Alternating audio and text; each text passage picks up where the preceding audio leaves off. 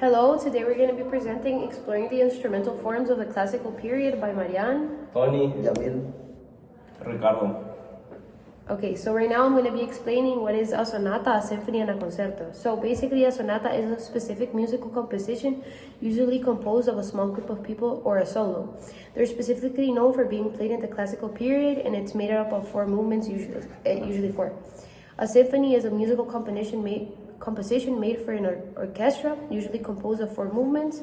They're different in tempo depending on each movement. And finally, a concerto is a musical composition made up of a solo instrument or an instrument accompanied by a full orchestra, usually made up of three movements.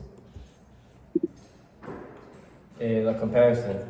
A sonata is a piece of music written for one or two instruments, such as a piano or violin, and it has several sections called movements. A symphony, on the other hand, is written for a large group of instruments, like an orchestra, and it also has multiple movements.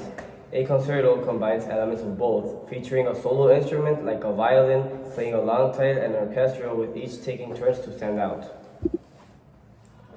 They use simple structures like sonata or redondo with clear and easy to understand phrases.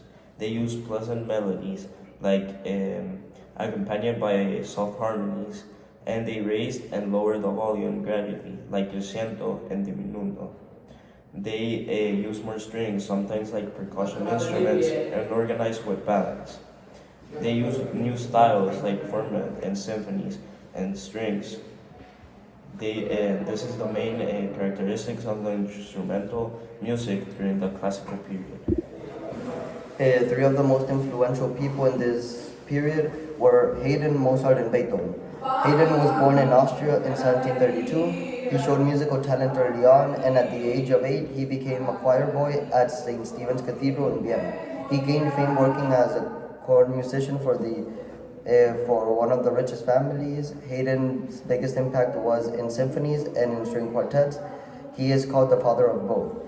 His biggest compositions are Symphony Number 94, Symphony 104, and the Emperor Quartet. Mozart was born in Salzburg and began composing and performing at the age of 5.